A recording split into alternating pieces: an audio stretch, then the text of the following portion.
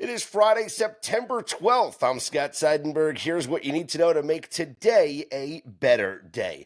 It is Football Friday, Part 1, as we have 2 episodes on each Football Friday. Part 1 dedicated to the NFL. Part 2 is all college football. Joining me here on Part 1 as we talk NFL is Jared Smith.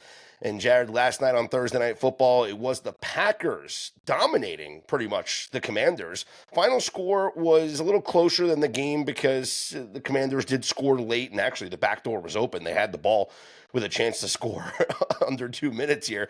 27-18, the final score, as the Packers cover the 3.5-point line. And I can't tell you how many people hit me up in my mentions last night, laughing at me or criticizing my trends that talked about how the sharp play here was on the Commanders and how, I should have paid attention to Thursday nights. The home teams win on Thursday nights. Or how could I not know that the Packers were a better team than the Commanders? Here's what you have to understand. It's not about who's a better team or not. It's about the situation, and it's about taking advantage of the market. And if I can get a 3.5 in an NFL game that closes at 3 pretty much everywhere in the market, 1, I'm happy about it. 2, if I can take an underdog in a spot where traditionally underdogs have dominated, I'm going to be happy about it. Now, did the game go our way? No. And you know what? That's going to happen. It happens all the time. The greatest sports bettors in the world lose all the time. Calm down. It's Thursday. It's week 2. All right? Now, let's talk about that game last night, Jared. Total domination by the Green Bay Packers. At times, and I kept on tweeting this out, it looked like the Commanders were unprepared. It looked like Jaden Daniels, some of these throws were really non-competitive. And the Packers from start to finish were just on a different level. What did you notice watching that game last night, and now that you've had a little bit of time to kind of go back and reassess some things? Packers front seven's elite. Absolutely elite. Total nails. Only a fool would trade away Micah Parsons in his prime. Only a fool. He got back Mr. Jones, a bag of beans, and a few, magic melons, perhaps, that will, bear fruit later. I don't know. That dude gets off the ball with energy and enthusiasm. He is an impressive pass rusher. And the scheme fits him because they have 2 linebackers behind him that are just very downhill linebackers that can really tackle in space and stop the run. So it gives him freedom to rush the A-gap, to go inside, to loop around and run these stunts and these slants. And it's really tough to defend him. You just don't know where he's going to come from. The Packers front 7 is one of those front 7s that if you have a lead, they will close it out, just like they did last night. The secondary still has some questions, and I think that's where even last night they were vulnerable a little bit. Jaden Daniels it was a really tough spot for Washington. It really was. I mean, when we circled this game early in the summer, I was looking at my sheet tonight. One of my first NFL bets way back on July 24th was Packers minus 1.5 against the Commanders. Nice. It was just a bad spot after we thought the game week 1 was going to be much more competitive and physical between the Giants and the Commanders, to be fair. But then you have to turn around and be the first team to travel on a Thursday night and to go on a short week to Lambeau, tough spot. And then you throw in the Micah Parsons stuff, which just sent that fan base and that situation into a frenzy. He was walking into a hornet's nest, just like Jared Goff was walking into a hornet's nest last Sunday. This Packers team is legit. Jordan Love understands the offense. I think I said it on your show yesterday. I said the thing that Love does that not a lot of people realize is just how good of a play he gets his team into on every snap and how he understands. He's so calm and composed because he's been in this system for a very long time. And he is just very comfortable. Now, losing Jaden Reed hurts. Their receivers are made of glass. Josh Jacobs is 3.5 yards in a cloud of dust. Their offensive line is hurt. There's warts here, but it was a tough spot for Washington, and the front 7 for Green Bay really dominated.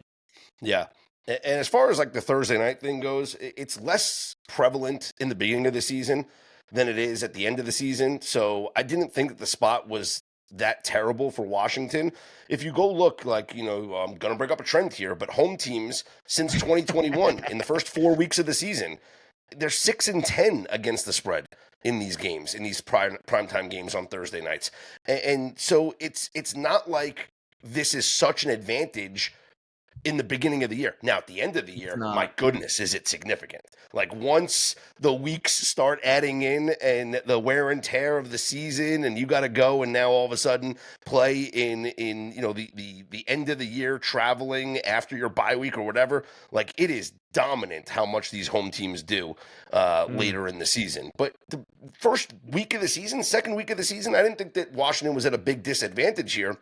I thought schematically, nothing went right for them.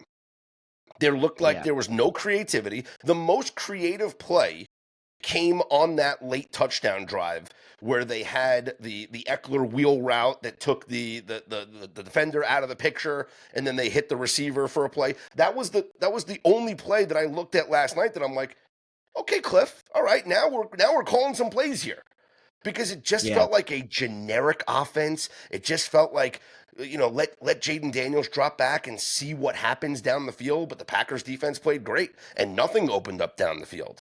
And as much as we talk about the pass rush last night, which, yes, I do agree, the Packers pass rush was tremendous. But Jaden Daniels still had a lot of time to throw. If you looked at his time to throw last night, it was over 3 seconds. That's a long time to throw. So that tells me that it was more about maybe the pass coverage, guys not getting open down the field, or Jaden Daniels just being indecisive and not getting rid of the football and waiting till routes developed, or escaping the pocket because the pass rush is forcing him to escape the pocket and therefore holding on to the football too long. All of this can be true. I just think it was a whole congruence of events that led to a bad performance for Washington last night and a good performance for Green Bay. I think both can be true. Did you have a chance to look at some of the advanced numbers from last night? I did. You look at the success rate, Washington 38%, Green Bay 50%. 50% is a really good success rate in the NFL. Yeah. If you're successful on half your plays, you're probably going to win most games. You don't lose a lot of games unless you're the Jets. With a 50% success rate. It just seems like only the Jets could lose a game like that. Washington on early passes, 43% success rate. So it wasn't as bad, I think, as it looked. I think you're right that it was a vanilla game plan on a short week, and Kingsbury did not give you his best stuff. And I bet he'll admit that after the game. It was not my best call. I think these Thursday games are tough. Home or road, I don't really think it matters because you still only have a certain amount of time to prepare. It is slightly harder for the road team to prepare. So I'm not surprised that it was, if you're familiar, if you played baseball growing up, show and go. Like, to me, that's kind of the vibe with these games. And the Packers right now have better players. Jaden Daniels and McLaurin and Eckler got hurt in the game, too. It looked like a non-contact Achilles injury, so that's not good. But you do look at right now, the overall team roster 1 through 53, Green Bay's got better players. So I think that's kind of what won in the end. I was surprised that the Green Bay lack of an offensive line, the injuries on the offensive line didn't play a factor at all. That's how good Jordan Love is at being able to see what's happening in the defense and, again, get his team into and out of sticky spots. That is the best quarterbacking is the things you don't see. That's why do you think Tom Brady was so great? What do you think? It was because he had Jaden Daniels' physical traits? It's not. It's because he gets to the line of scrimmage and he is able to see what you are in and get his team into and out of bad plays and out of bad plays and into good plays. And nobody was better at that. Nobody. I think he's the best that's ever done it. And it's preparation and it's confidence in the system. And that's what Jordan Love has that I think he doesn't get enough credit. I hear this all the time. I was giving out Packers takes all summer. They're the best team in the NFC. This team is legit. And everyone's like, who's their best player? I'm like, Jordan freaking Love. Like, can we give this dude some love here? I think he's starting to earn it week by week. I mean, what they've done to two really good offenses, two really good teams, two playoff teams in back-to-back weeks to start this season, you need to take notice. We did give out 2 prop bets on the show last night, and they were up on betterday.com. Then again, we didn't have a good night losing the Wake Forest. We'll talk about that in the Oh college football God! part Don't even 2. that name's banned from the Yeah. podcast for at least a month. We'll talk about that in Football Friday Part 2. Joshua Nunn will join me for that episode, so you want to make sure that you tune into that coming up a little bit later on today. And then we lost the Commanders plus the 3.5, obviously. We cashed in on Jordan Love, longest rush over 5.5 yards. That happened That was on a the good first call. drive. That was a really good call. But Good we call. lost on the Josh Jacobs longest rush of over 14.5. Now, we should have just played, I'm dumb. We should have just played his over rushing yards for the game. He went over hindsight. his rushing yards. Sure. Of course it's hindsight, but that's what we do, Jared. It's hindsight. He went over his rushing yards, 23 carries for 84 yards, did have a touchdown, which is now 10 straight games that he has had a rushing touchdown in. Man. He was north of minus $2 to score a touchdown last night. Yeah, you should stop playing that now. They're probably people going to lay be it. minus $4 next week. Yep. But he does go over. His longest rush was only 10 yards, though. Savion frickin' Williams had a 16-yard rush. That's what we needed out of Jacobs. Yeah.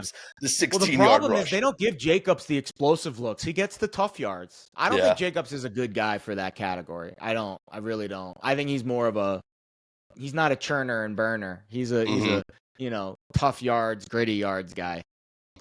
Which is amazing because, like, the handicap, like, this is one where I'm going to take a victory lap on a loss here. Because stop. No, don't do that. Don't do that. I am going to do it because here's the thing. The longest rush of the game was by Savion Williams for 16 yards. And he went in motion, right? And he went in motion. Yeah. In motion run play. So that was the handicap, but I just think it was applied to the wrong human being. Like honestly, that's a really good changeup now. What are Savion Williams rushing props? Because that dude I think is listed as a receiver, and you can't give Jacob how many carries Jacobs have? Like 50 carries tonight? Well, you have like 25, 30 carries. You cannot give this man 30 carries a game. He had 23 carries. You cannot give him 25 carries a game at 3.7 a tote and expect him to survive the year because those are all tough yards. You're going to take a beating doing that. Yeah, they gave Matthew Golden even got 2 carries in that game last night as well. So interesting. No backup running back. Put me down for the Savion Williams rushing yard over next week. 2 for 24 for Williams, 2 for 15 for Matthew Golden. So they both went over. No, only Williams went over the longest. The other guys both. Jordan Love would have went over. He had a 14. Everybody goes over the longest rush yard prop except the guy we need. Everybody goes over. It's amazing. All right. So yeah, lost that one, and congratulations. The Packers become the first team in a matchup of 2 teams that won by double digits in week number 1 to cover the spread in week number 2. It had never happened before. They were 0-5. Well, it is a super small sample, but yes, now it's what, 5-1? Yeah. No, 1-5 Guess what? Mark it down. 2026, we're going to play the same goddamn trend again, and I guarantee you it hits next year. So we'll see you in a year, people. Yeah. Bigger picture now. Okay, we already know how high you and I both are on the Packers. You have the Packers winning the Super Bowl. I have the Packers losing. Them going to the Super Bowl and the Chiefs winning. But yes, I have them going to the Super Bowl. Although the bet that I made officially is just the matchup. It's 55-1, just Chiefs versus Packers. I don't really care who wins, frankly, in the bet. I made 2 matchup bets. I made Bills 49ers, which was my prediction up on the website, and then I made Bills Packers. The Niners have stolen Joe Boo's rum. I don't know what the Niners are. I don't understand it. I don't get it. There has to be a voodoo curse on the Niners. There has to be. We'll talk about them in just a minute here because I have a lot of thoughts. But final big picture thoughts. Forget about the Packers. We both have them in the NFC Championship game. We'll leave it at that. Let's talk about the Commanders. Where do you have the Commanders this year? I mean, it's hard to judge off of week 1 because the Giants looked so bad. But even with the Giants looking so bad, the Giants still had moments in that game that they just weren't able to, they weren't able to complete drives, right? They had a 1st and goal at the 3-yard line. They didn't get a touchdown there. They certainly had other moments in the game. The drops were not in their favor. It's hard to judge Washington off of that week 1 game. Now we have another data point of them looking inept here against Green Bay. We look forward now to next week. They're at home against the Raiders. I got to be honest, if the Raiders, I know it's a tough spot because it's the Commanders have the short, the bye, the abbreviated And the bye, Raiders are right? on a short week because they play Monday.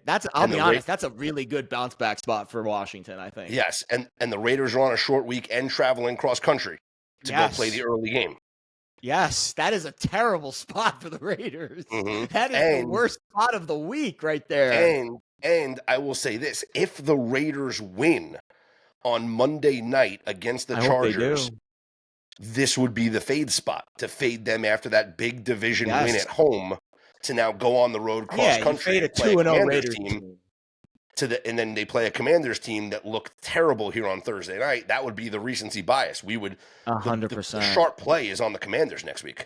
Absolutely. I hope the Raiders win by 100 on Monday because then it just sets up for the perfect spot to fade them. That is a terrible spot for the Raiders next week. The week after, right? This week, Chargers, there's a good spot. Next week's a bad spot. Mm-hmm. Now, if we look, I just want to see if there's even an early line on that game. Because we have it was 7.5 in the summer. I'm looking at my spread matrix now. 6.5 now. So it's Commanders laying 6.5. Yeah. I don't think you can make the bet until the result of the Monday night game. Because if the Raiders win, this is dropping down to 6 or 5.5. I even think if the Raiders just compete, I think it still drops because I think it's a bad spot. And I think the Sharps know that it's a bad spot. Because if I know it's a bad spot and I'm not a Sharp, then the Sharps definitely know it's a bad spot. Would you be willing to bet it now at 6.5? Yes, 100%. Okay. I'll be honest. I wish I bet it over the summer. So I make my spread matrix in like June where I put every spread in from DraftKings. So I know what the opening spreads were pretty much. I mean, I might be off by like a week or two because they open right after the schedule drops.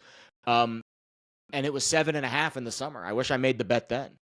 And it's lighting up blue. I put, like bad spot, like rest edge on games. And it's like a heavy blue it's a 4-day rest edge for Washington.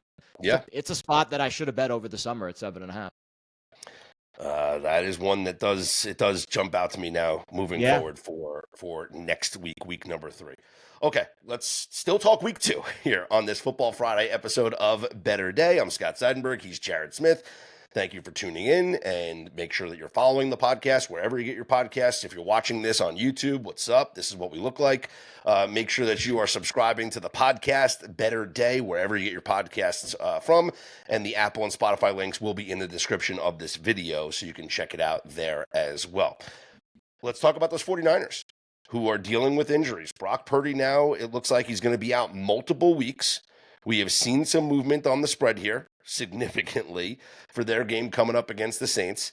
They also have other injury concerns because Trent Williams didn't practice, right? And so if he misses a game, obviously it's massive how important he is at left tackle for them. Banged up wide receivers. I mean, I guess the good news is that Christian McCaffrey's okay after 1 week. Ricky Pearsall's okay after 1 week. Here's what I will say about the 49ers. I kind of want to take them and lay the points this week. Yeah, at 3, I think it's decent bet. Because let's not forget, Kyle Shanahan wanted Mac Jones. He got overruled, and they drafted Trey Lance. Kyle Shanahan wanted Mac Jones. Now he has Mac Jones. It would not surprise me if Mac Jones balls the fuck out. Yeah. And the Niners put up a big number this week. And the Niners are going to be just fine with Mac Jones at quarterback. I mean, look at the games that Mac Jones played. I just said Mac Jones like 10 times in a row. Look at the games that he played last year for when he started for the Jaguars. The offensive numbers were not bad. Like Brian Thomas Jr. still put up incredible fantasy numbers last year. And it was like, whoa. Like, he's playing with Mac Jones, but he's still putting up all these monster numbers. Like, that's interesting. Let's see. In the games, he had some highlights last year. Against the Raiders, 25 of 39, 247 and a touchdown. 31 of 46 against the Jets, 294, 2 touchdowns, 2 picks. 15 of 22 for 174 and 2 touchdowns against the Titans. 20 of 32, 225, a touchdown and a pick against Indy. Like, he's capable. And if Kyle Shanahan believes in him, which I think he does, because as I mentioned, he wanted to draft him, I think we actually see a decent performance from the 49ers. I can't argue with it. I made it a 4-point move. So again, you're going now from, I think it was 7.5 down to 3. Yeah. So you're at 4.5, kissing up against the key. You've already gone through one key. And to be fair, there's cluster injuries for San Francisco in other spots. Mm-hmm. But I think the quarterback one is the one that's probably moved about 0.5 point too much. And then if you're of the belief that there's actually some kind of psychological edge with Mac Jones and Kyle Shanahan, then maybe it's only a 3-point move, right? Maybe I downgraded too much. The 4-point move is based off of just talent alone, familiarity in the system, experience. Mm-hmm. And maybe if there is some kind of psychological boost to Mac Jones and Kyle Shanahan being linked together, then maybe it should only be a 3-point move. And then maybe all of a sudden 3 is looking like a value for San Francisco. I am debating making this one of my Circa Millions selections. I have 4 picks already this week for Circa Millions. I'm debating which is going to be my 5th. This might be my 5th. This won't be a popular play, so I think that's a good idea. And seeing it at -3, I just think it's too much. I really think it's too much. We know the Saints are the worst team in football. And here's what Kyle Shanahan spoke to the media earlier this week. Quote, Mac knows how to play the position. He can play well in the pocket, distributes the ball well, sees coverage well, can play fast in there. He's got a lot of good film from the NFL with the experience and obviously college. Tough guy who will hang in there and deliver the ball where it needs to go. And then he asked about between the similarities between Mac Jones and Brock Purdy. Quote, I mean, they're real similar in terms of how they play the game. They're both extremely tough. They both can distribute the ball. I don't know who has a faster 40. Brock, I'd say, is a little bit more of a scrambler, but they're close to similar, end quote. I think Shanahan's going to unlock this guy. I mean, who was Brock Purdy? Brock Purdy was a nice quarterback at Iowa State, but he was also Mr. Irrelevant in the NFL draft. Mr. Irrelevant. Right?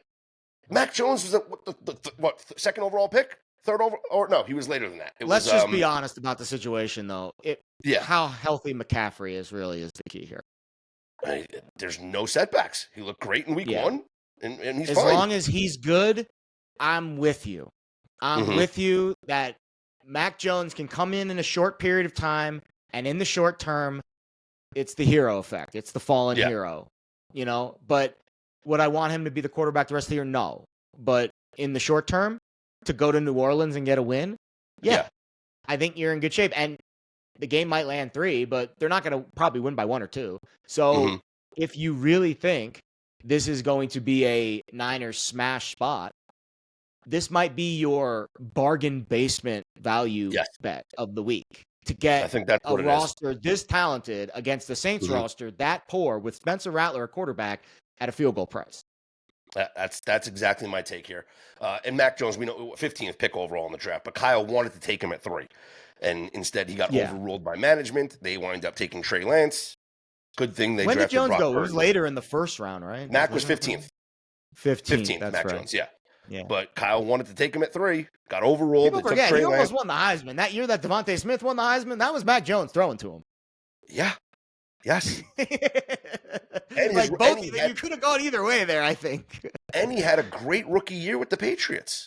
Fell off the earth. Yeah, everyone had wanted a great rookie year. love on him. That was an awful play. That is where, again, replacing Tom Brady, I think it was Cam Newton first, then Mac Jones, right? I think that was the line of succession. That was a fool's errand to try to replace Tom.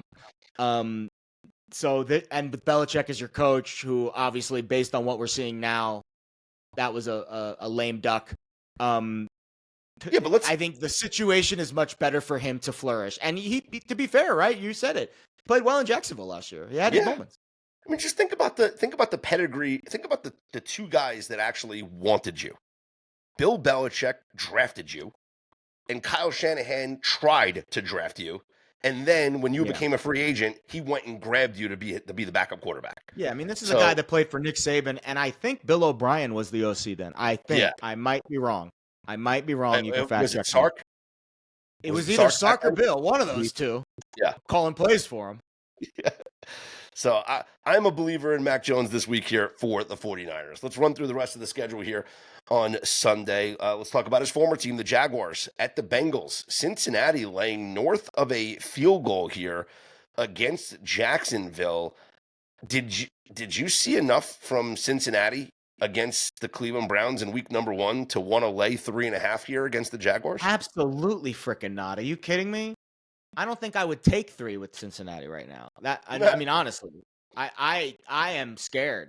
This number has moved, I think, the most of any number all week. I might be wrong. No, it was obviously the Niners game, but non-injury related quarterback move. This thing was like 7. It opened 5.5, so I'm seeing 5.5 to 3.5. Yeah. I saw a look ahead of 6.5. Maybe And that's now something. we're Maybe down I'll to look ahead. 3.5. That's a big move. Hmm. Bengals looked awful last week. They looked awful. Their offense looked terrible. And I don't think their defense really showed much because they didn't have to. Because Cleveland they can't run it, and Flacco just kind of flubbed it in the big spots. I liked what I saw from the Jags offense. They spread it around. You don't know who to really guard now, right? You had 8 guys get a target, 7 guys had a carry. That's tough to defend. What do you take away? Travis Hunter didn't really impact the game at all, and they still dominated Carolina. He'll get more involved. In the offense. Yeah, exactly. Sure. I honestly think they're saving him for this game. That's what I would have done. Maybe. Yeah. He wants to show up Jamar Chase. He wants to show him who the Travis Hunter anytime touchdown bet. What is it? 2-1 probably? Book it for me this week. Wow. They're getting him involved this week because he wasn't involved at all last week, and I think he's going to be part of the offense this week. I think he wants to go to Cincinnati and show that he's the best receiver in the league. Travis Hunter anytime touchdown plus 235. Feels like a nice little pizza sprinkle for me this weekend. Okay. I don't hate it. How about the 2 touchdown bet? What's the 2 touchdown bet? Oh, boy. I mean, listen, this Bengals defense, it's not exactly the 85 Bears here. Plus 1,900. There's your pizza bet of the weekend right there. Okay. Now, because you get special teams defense counts too, right? Well, that's what I was going to say.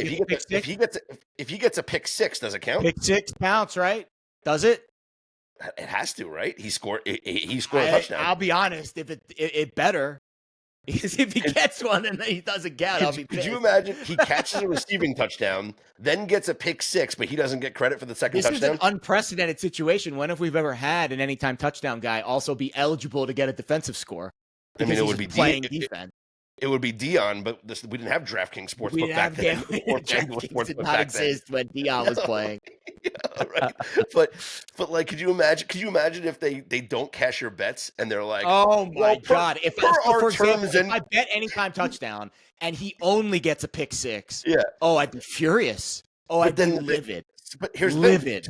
They have to pay out the Jaguars defense. And they have to pay out the Travis Hunter. They're going to say, no, it only goes in as the defensive touchdown.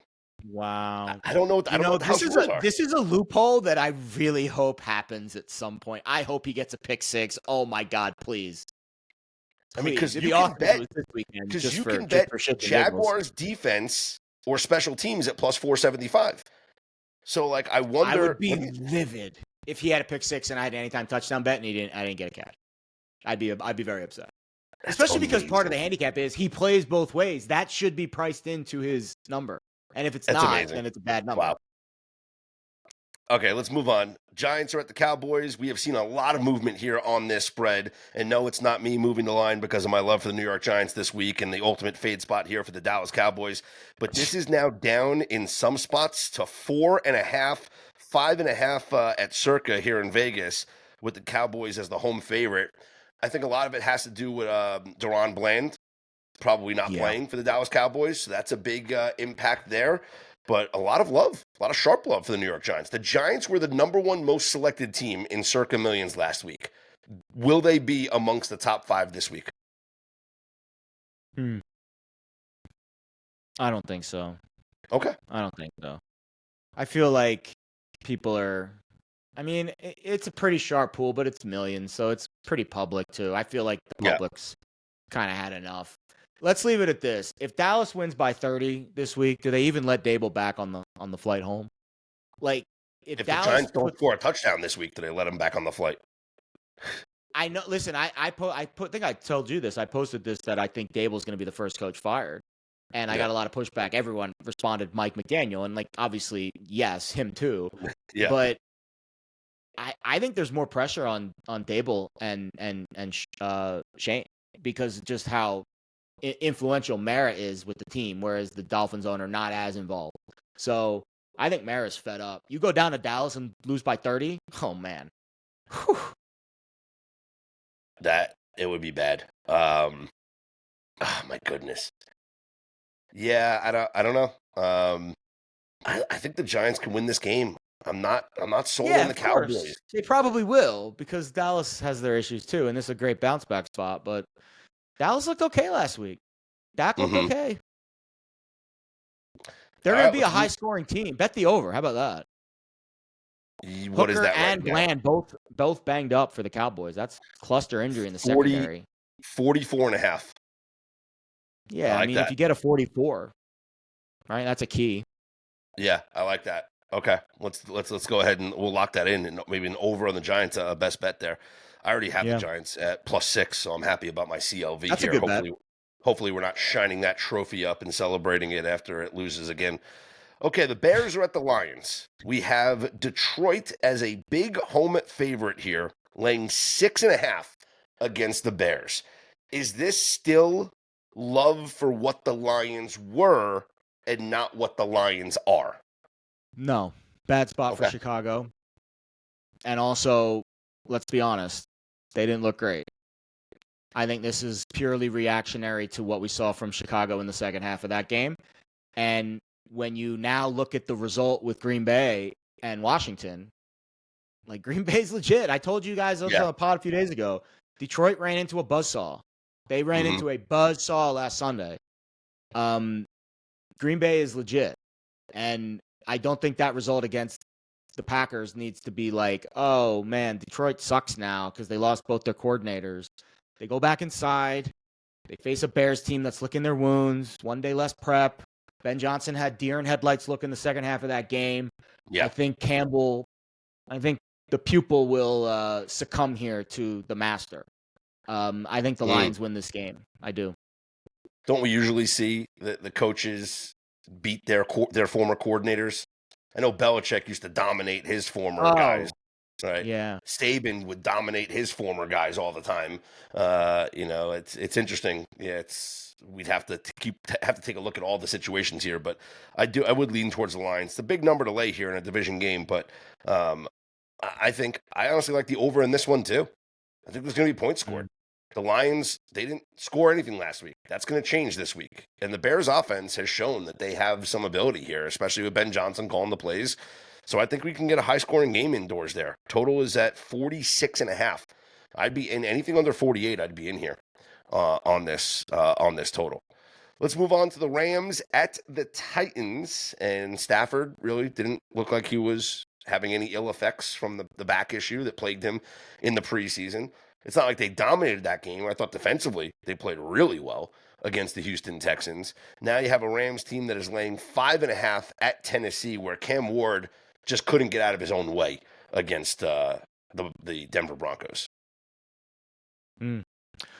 Yeah, I don't really know what to say about this one. I think I'm kind of on the fence, to be perfectly honest with you. Really? I think I'm on the fence. Convince me. Convince me why I should be on your side of the aisle here. Dude, I have no play. I mean, I feel like if there was a play, as ugly as it is, like I think just on principle, I'd want to be on the Titans. Only because... It's all about Stafford's back. Ward looked really bad. Yeah. That's the thing. And this would only be like I'm getting the home team here and rookie starting on the road. It's kind of like you said, like, oh, maybe like, maybe it was just a bad spot for Detroit going up against Green Bay to start the year. Well, maybe that was just a terrible spot for Cam Ward to play his first NFL game. It was a really bad spot for Cam. At Denver. And maybe he's going to look a lot better here in week number 2. I don't know. Or maybe he's just terrible. Maybe he's a bust. We'll find I out. think I need more time to marinate on Cam Ward. Yeah. I do think the Rams defense played a lot better than I expected. Now, here's a good note on the Rams I got from our BetUS show. Kevin O'Neill did a great job breaking this down. The Rams are a much better team with long time to prepare and extra rest because of their coaching and their veteran situation. That's not the case here. You got to travel, body clock, early game. Mm-hmm. I know that doesn't really matter a whole lot, but it's just a different set of circumstances than having your whole offseason to prepare for the Houston Texans. Now you have to face a quarterback who's a little more multiple, who I think is a lot more athletic than C.J. Stroud was last week, who is not a statue in the pocket. It's a different kind of vibe. That being said, the Titans, I didn't like how Callahan coached the game. I thought he brain farted his way through some situational spots. But that was a tough spot, right? Like that was a tough atmosphere in Denver with a rookie QB. So yeah, I think the sharp play here is to take the points with the Titans. That was always my vibe preseason was I'm up on Tennessee, down on the Rams. So I think until I really get more of a solid footing on Cam Ward, I think I stay with that original opinion. Yeah, I don't have an official play on this game. If I had to make one, I think Me honestly, neither. I think I might take the Titans. As crazy as that sounds. Okay, let's move on to the next game, which I find fascinating. It is the Patriots at the Dolphins, and this spread has kind of jumped back and forth here. Right now, it is at circa. Miami is up to a 2.5 point favorite. This was a pick 'em. This was down to one. Now we're seeing a lot of love come in on Miami. Why do you think we have seen all the money coming in on Miami now? Call this one the bounce back bowl. Both of these teams just kind of was like a wet noodle, especially the Dolphins last week. I think the injury concerns, both teams kind of have it. I don't trust either team right now. Vrabel seems like he's still kind of figuring things out. And McDaniel he just seems like he's ready for spring break. So I feel like the Pats fit that trend of the 0-1 bounce back teams, right? The road dogs. But now they're not really a road dog. So that's not a trend I'd probably consider. I think it's really about which quarterback plays better, obviously. Duh, analysis, Jared. But May was really disappointing last week. Really disappointing. I know Tua, we expect a certain level of professionalism from him that was, not there. But Drake May was the toast of the town all summer, and that was an absolute dud of a performance. So I think New England plays better, but I also think the fact that they're in the sun, that Miami sun, although I think Fez said you looked up this trend. The Dolphins don't really cover more at home in those September games, even though they do. So let's talk about this because there's a couple different angles here. One, it is let's talk about the stadium first, and then we'll talk about Tua at home versus Tua on the road.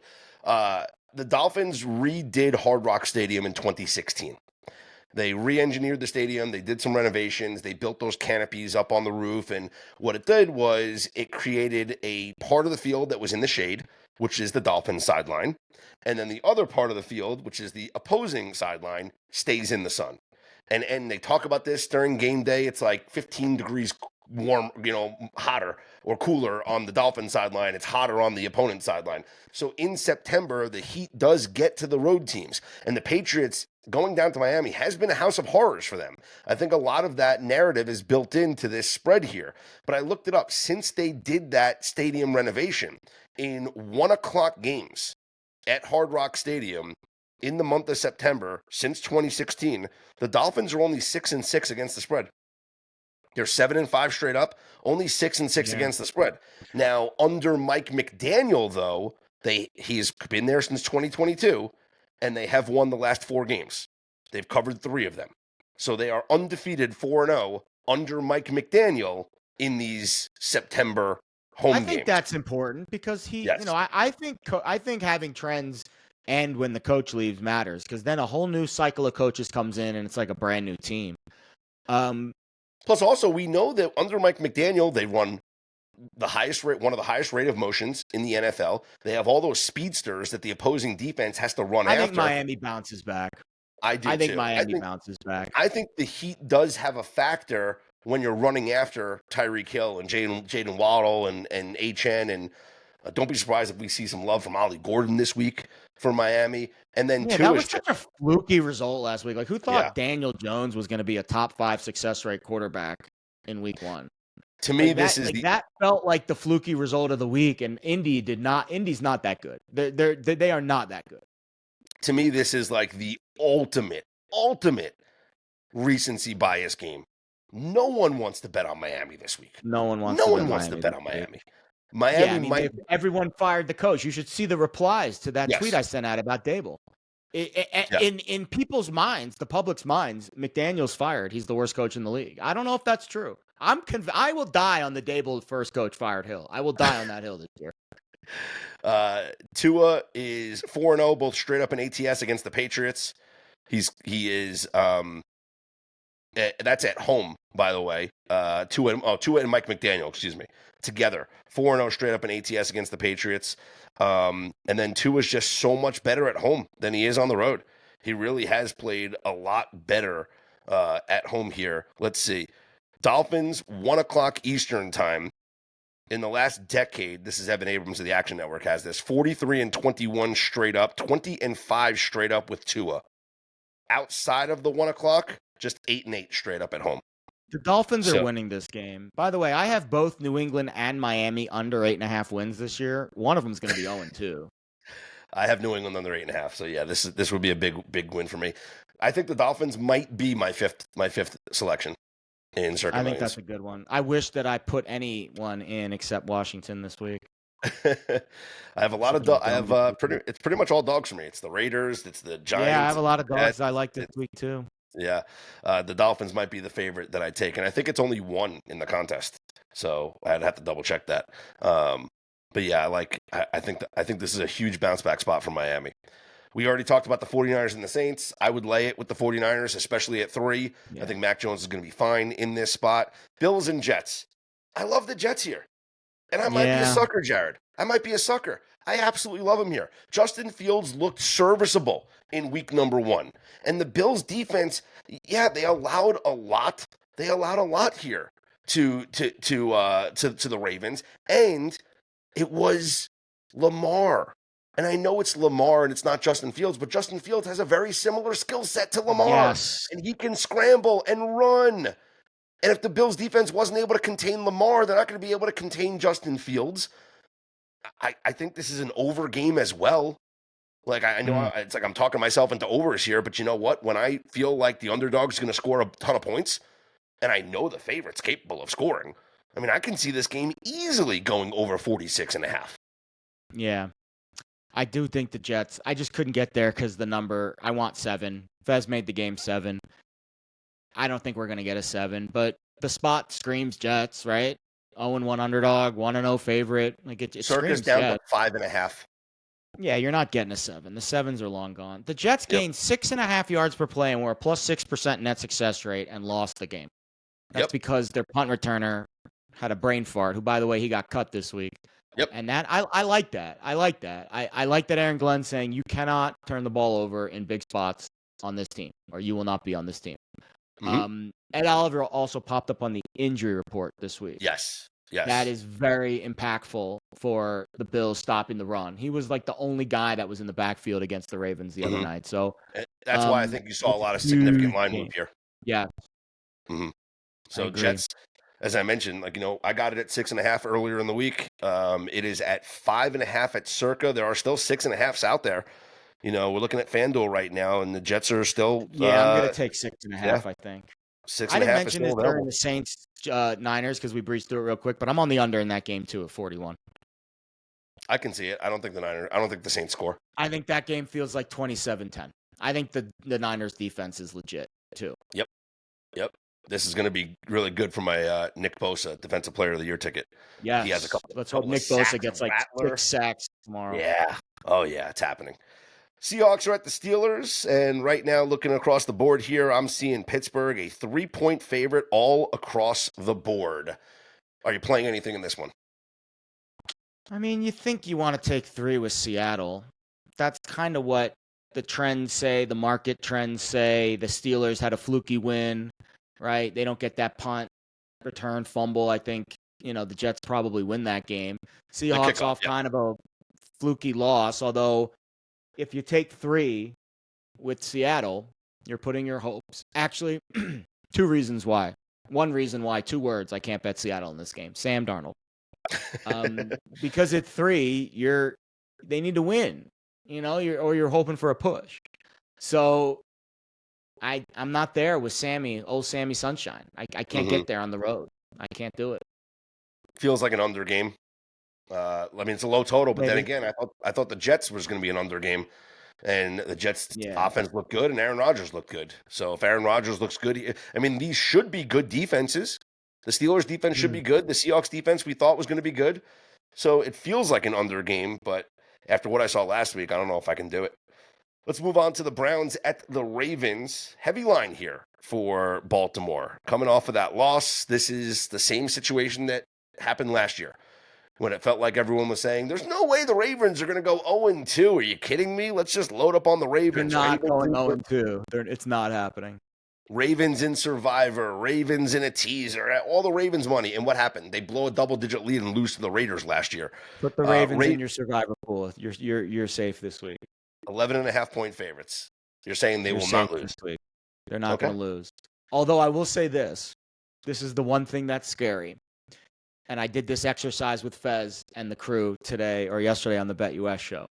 So, consensus, Ravens best team in the AFC North over the last 4 years. Yes? Yes. Consensus, Browns worst team in the AFC North over the last 4 years. Yes. The Ravens have not swept the Browns in those 4 years. The Browns have taken a game from them all 4 years. They've split. Last year, it was the Jameis Winston show. So these games can get a little funky. However, what do we know about something you shouldn't do before a big game? You don't poke the bear. The Browns poked the bear this week. They poked the freaking bear. Why would you try to make any kind of statement regarding Derrick Henry's tackle ability? That is just so. These guys have hubris for days. It's wild. So I think the Ravens might run it up on them. I really do. That's what I was going to say. Derrick Henry over rushing yards, or do we do the Derrick Henry? I think you just bet the over in the game. I think you just bet the over in the game. It's 45. The Ravens are getting to 30. You need 14, 17 from Cleveland. I think that's the safest way to capture the volatility of a potential blowout. Last 4 years. You could get cute. Ravens team total, Derrick Henry, whatever. But I think the most effective way to capture the Ravens absolutely dropping a shitburger is just to bet over 45. Because they might score 45. 4-4 against the Browns in the last 4 years, both straight up in ATS, and the total is 4-4. So it's exactly. I bet over 45. That's the bet I made. That's the bet I made. Broncos at the Colts. Denver is a short road favorite here as they are -1. There's -2 at FanDuel, 2.5 at FanDuel, believe it or not. So a lot of disparity there. -1 pretty much across the board. There's some -1.5. So differing opinions on the Broncos and the Colts. And the question is, will Daniel Jones look like he did last week against this Broncos defense? No chance. There's no freaking chance. I will stake my reputation on Daniel Jones will not look that good this week. If he does, then Shane Steichen's your coach of the year. I think there has to be some regression. That had to have been just a really bad spot for Miami's defense, and it just snowballed. The Broncos didn't look great on offense. They didn't. This feels like an under game. This feels like a Daniel Jones, oh my God, last week. And this week it's like, oh my God. Like it's like the same line, just two different tones of voice. Yeah. And I think the Broncos offense, the one thing I've noticed when I dug into their stuff over the summer was they were really conservative in the first half of games. And maybe that was to kind of keep Nick's, the kid gloves, keep the kid gloves on. They didn't take them off last week. Maybe it's because they played Tennessee and they didn't think they needed to, but he threw 2 picks and he lost a fumble for the first time since like 21 when he was playing for Auburn. So he's still a little bit shaky. And if they're not going to really open this thing up and the Colts offense takes that step back, 43 feels like it's a little bit too rich for a total here. Okay. I don't hate it. Panthers at the Cardinals. This is probably going to be a very popular survivor pick. We have the Cardinals up to a 7-point favorite here over the Panthers. Over. I mean, Arizona was moving it really well last week, and then all of a sudden it was like, what happened in the second half of that game? And Carolina, expectations were a little bit higher this year. You laid a freaking egg last week. I mean, that was a whopper of an egg against the Jacksonville defense that you should have been able to move it a little bit against, and you barely gained 4 yards of play. So I think Canales and Bryce Young are going to be aggressive this week. You cannot go to Arizona and lay another egg, because then you're 0-2, and then Andy Dalton's kind of lurking. I think you'll see a much more urgent Carolina offense this week. And I think Arizona's offense left a lot of meat on the bone last week. Sure. And I think Benson's going to get a lot more looks in that backfield, and Harrison looked good. So I think over, right? 44 felt pretty reasonable for a team with, I think, 2 good offense. Carolina's defense is terrible. So Arizona could get to 30. I thought they were going to score 40 last week, and they only got to 20. 30 feels like a good number for Arizona this week. Okay. Eagles, Chiefs, this is the big game in the afternoon. I love that, by the way, the afternoon slate is like not that great, like Broncos, Colts, whatever, Panthers, Cardinals. This way I don't have to worry about watching the red zone. It's going to be all on Eagles, Chiefs. That's what we're going to be paying attention to. Like, good job, NFL schedule makers, to just give us like 2 shitty other 1 o'clock games, Pacific time, the 4 o'clock games, so that we can just watch the Eagles and the Chiefs. So thank you very much.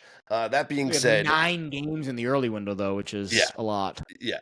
With that being said here, we have the Eagles -1 to -1.5 at Circa. However, this game's a pick'em. So obviously someone, a respected better or a strong opinion on the Kansas City Chiefs here in this spot. It's the question that, we said about the Baltimore Ravens. Are the Kansas City Chiefs going to start 0-2? No. Chiefs win this game. I love that people are already jumping off the bandwagon. Listen, their offense looked really good last week, despite losing their best offensive weapon in the first drive. And they still gained 6 yards per play against the Chargers defense that everyone thinks is really good. I'm not convinced on the Chargers, but Herbert played really well last week. The biggest issue I saw with Kansas City was they couldn't get off the field on third downs, and their secondary kind of wasn't communicating well. Like, if you go watch the first Quentin Johnston touchdown, the one where he caught that play in the corner of the end zone when he was wide freaking open, the 2 guys ran into each other. It was a mesh route, and they just didn't communicate properly. I feel comfortable that Spags will clean that up. I trust Spags. In Spags, we trust. So I think if you're selling on the Chiefs now, you're selling too soon. Now, the Eagles are obviously going to get Jalen Carter back. Feels like an under game. Feels like a game that's played pretty tight to the vest. I don't trust the Eagles offense at all. We've talked multiple times about their coordinator situation, and they brought in this quarterback coach from outside the chain of command, and I don't really know what's going on in the room, and they didn't really alleviate any of those concerns in the Thursday night game because Jalen Hurts didn't even get to 200 yards. So I think there's reason to be concerned about the Eagles offense, and I think their defense will get Carter back, and he'll be coming out like gangbusters, and I feel like this is a tight 20-17 Chiefs win. 2017, that's the final score? Yep. All right. I think it is fascinating. I don't know. I mean, it's like I want to bet on the Chiefs because I don't think they start 0-2. I think they'll look a lot better than they did in week number 1. I think there'll be changes to be made.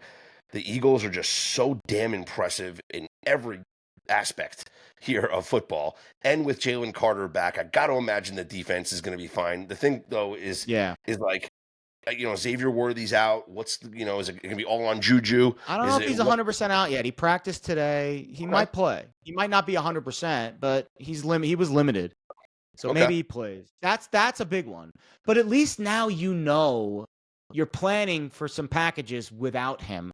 Whereas last week he gets hurt on the first drive, and they still gained 6 yards per play in the game. And Mahomes did some magical things. Again, they get off the field on 3rd and 12 when Herbert has that scramble, and they have the ball down 6 with 2 minutes left.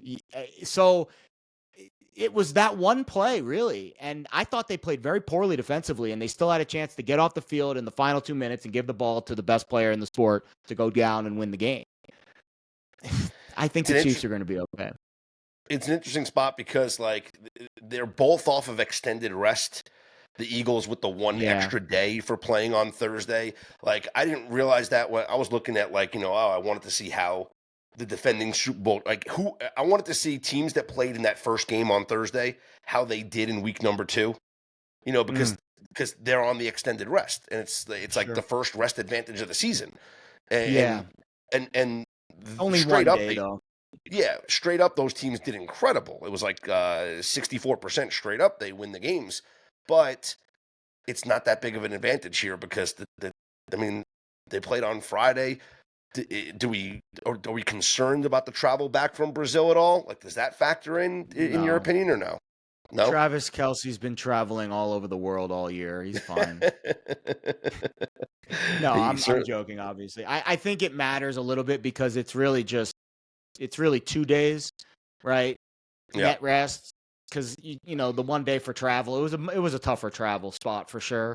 Mhm. But these guys aren't flying American coach. Like, Yeah. that's the other part of this that we need to realize here. I think I will die on the Chiefs Hill until they tell me it's time to leave. Yeah. And we're not dead yet. It's been one game. Okay. We're not dead yet. All right. If they win this game, we're right back in they're the best team in the sport category. Yeah, I would agree. Finally, Sunday night, because we do have 2 Monday night games that we'll get to on Monday morning's episode. So our final game for this pod will be the Sunday night game, Falcons at the Vikings. Minnesota laying north of a field goal. They are 3.5-point favorites. I already took 4 with Atlanta. I really like Atlanta in this spot. I really do. Now, J.J. McCarthy was impressive as heck in the second half. But in the first half, when he was trying to play on script, it didn't work out so well. And it wasn't until they just, Kevin O'Connell just said, "Hey, we're chasing the game. Let's let the kid go out there and ball, whatever," that he shined. So I think maybe playing on script, maybe a conservative script early in this game, I think the Falcons have every opportunity to be in this game. I took 5 with Atlanta early in the week. I thought that was a really good bet. Nice. The Falcons were a plus in net yards per play. They were a plus in net success rate. They didn't commit a turnover. They were plus 11 minutes time of possession, and they lost to Tampa. It's got to be one of the flukier losses that I've seen in a while. Younghoe Koo can be blamed for that. You just feel like the Vikings are a very good adjustments team. So Atlanta probably gets off to the fast start, like you mentioned, and then Minnesota bounces back. But I think it's a field goal game. I think north of 3, I think you take Atlanta. That's where I'm at. I'm on Atlanta here in this spot. So we agree on that, on Atlanta taking the points. I want to play a lot of dogs this week. I really am. I'm going to, and some of them might be ugly. I'm going to take the Giants. I'm going to take the Jets. I'm on the Falcons. I think I'm going to lay it with the Niners, and I think I'm going to take the points with the Jags probably, and I'm going to lay it, I think, with the Dolphins. And I think the Dolphins might be under a field goal lays, though, right? Niners 3, Dolphins under a field goal. So you're not laying any big numbers this week. Yeah. I feel like the Dolphins might make my contest entry, though. Or Dolphins and maybe 49ers. You really should, for people like us that are not like pros that have like a million entries, you really should try to be against because it's a sharp pool. Like, for example, the Super Contest college pool here in Vegas, too. It's very sharp. Like, it's all these old school Vegas wise guys, and they're all going to take the value on the numbers that move. So you need to be willing to take a line that hasn't moved, that isn't stale, or even is bad in your favor by like a half a point, because the sharp guys are not going to take that because they're only going to seek the plus EV. And you just have to be willing. You have to be good at finding those spots. And I think the Dolphins and the Niners might be one of those spots. Yep. All right. Well, speaking of the Westgate contest, I'm already off to 0-1 with my Wake Forest loss. And I have now been eliminated from last man standing because I shoved all 5 entries in on Wake Forest plus the 7.5. But more about that game coming up in Football Friday Part 2 with Joshua Nunn. That will be out coming up a little bit later on this afternoon. As a reminder, each and every Friday, we have not 1 but 2 episodes for you here on the Better Day podcast feed. Football Friday Part 1, only NFL with Jared Smith. and Football Friday Part 2, which I will have coming up a little bit later on with Joshua Nunn. So make sure you listen to both episodes and get ready for an exciting weekend of football. You can follow Jared on Twitter at Jared Smith Bets. You can follow me on Twitter at Scott's On Air. Jared, I know you'll be on Fox Sports Radio coming up tomorrow. Are you doing Sunday as well or just tomorrow? Nope, just Saturdays going forward, unless Jeff Schwartz or Crack decide to take a day off, which might happen. Never know. Maybe they need load management. There you go. So catch Jared tomorrow. What time? 6 a.m. Pacific, 9 a.m. up till noon Eastern. There you go. 9 a.m. to noon Eastern, Fox Sports Radio. Catch Jared coming up on Saturday morning, tomorrow morning. I'll be on tomorrow night on VSiN from 7 p.m. to 10 p.m. Pacific time, talking more NFL preview stuff. So we will both talk to you and see you then. And here's hoping you make today and every day a better day.